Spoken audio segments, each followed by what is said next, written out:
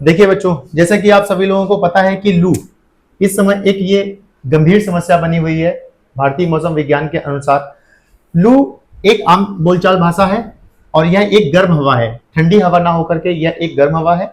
ये भारत के उत्तर भारत और मध्य भारत में यह लू गर्म हवा चलती है। साथ ही साथ इसका जो तापमान होता है, लू का तापमान होने के लिए कम से कम नहीं तो 40 डिग्री प्लस होना चाहिए, और 40 से जब ये प्लस हो जाता है तो ये गंभीर समस्या हमारे लिए हो सकती है।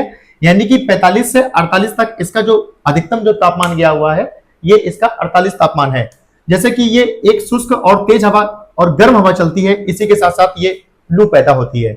साथ ही साथ में इसका जो समय है लू होने का 12 बजे से लेकर के शाम को 4 बजे तक। साथ ही साथ में इसके लिए जानकारी जो देने वाला संस्था है, लू की जानकारी इंडियन मेट्रोलॉजिकल डिपार्टमेंट यानी कि भारतीय मौसम विभाग, भारतीय मौसम विभाग नई दिल्ली में स्थित है, और इसके लिए ये समय समय पे कुछ अलर्ट्स जारी करती है। जैसे कि मैं बता दूं कि ग्रीन अलर्ट्स की सबसे पहला जो प्राथमिक अलर्ट्स है, ये ग्रीन अलर्ट्स है। ग्रीन अलर्ट्स का साफ साफ मतलब होता है कि इस समय कोई भी विशेष खतरा नहीं है, यानी कि यहाँ पर सामान्य स्थिति बनी हुई है। सेकंड नंबर होता है येलो अलर्ट। सामान्य सेकंड स्थिति होती है येलो अलर्ट। येलो अलर्ट का मतलब होता है कि थोड़ी सी सामान्य स्तर से ज्यादा गर्मी है, यानी कि इसमें थोड़ी बचने की संभावना है, यानी कि समय समय पर आप इसका बचाव कर सकते हैं। साथ ही साथ में तीसरे नंबर पर ऑरेंज अलर्ट है। ऑरेंज अलर्ट हमें यह सूचना देती है कि 42 से लगभग 44 टेम्परेचर होने की संभावना होती है, और इसमें गंभीर लू जैसी समस्या हो सकती है।